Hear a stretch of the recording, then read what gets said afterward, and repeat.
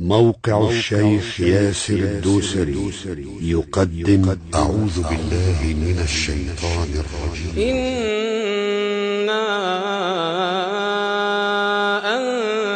أنزلنا إليك الكتاب بالحق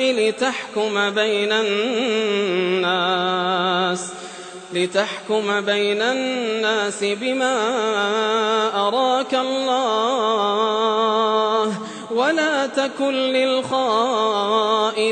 خصيما واستغفر الله إن الله كان غفورا رحيما ولا تجادل عن الذين يختانون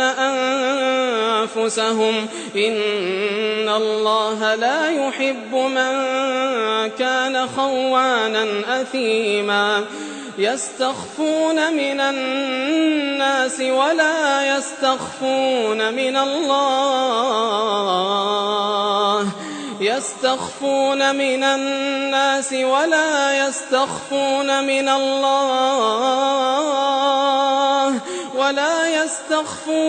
من الله وهو معهم إذ يبيتون ما لا يرضى من القول وكان الله بما يعملون محيطا ها أنتم هؤلاء جادلتم عنهم في الحياة الدنيا فمن يجادل الله عنهم يوم القيامة أم من يكون عليهم وكيلا ومن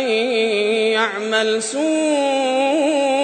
أو يظلم نفسه ثم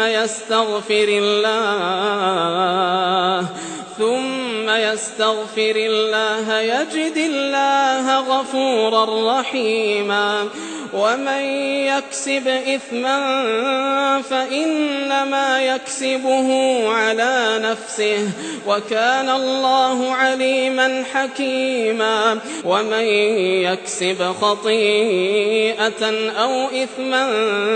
ثم يرم به بريئا فقد احتمل بهتانا وإثما مبينا ولولا فضل الله عليك ورحمته لهمت طائفة منهم أن يضلوك وما يضلون إلا أنفسهم وما يضرونك من شيء وأنزل الله عليك الكتاب والحكمة وعلمك ما لم تكن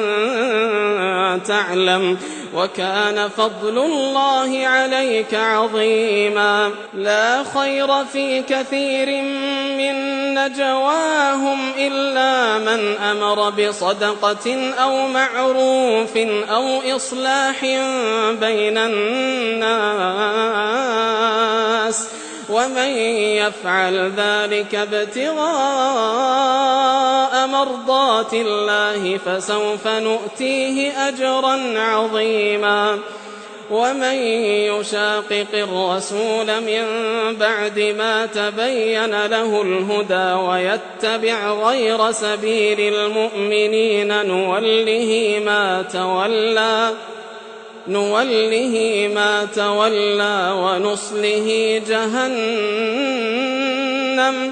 ونصله جهنم وساءت مصيرا. حصريا على موقع الشيخ ياسر بن راشد الدوسري.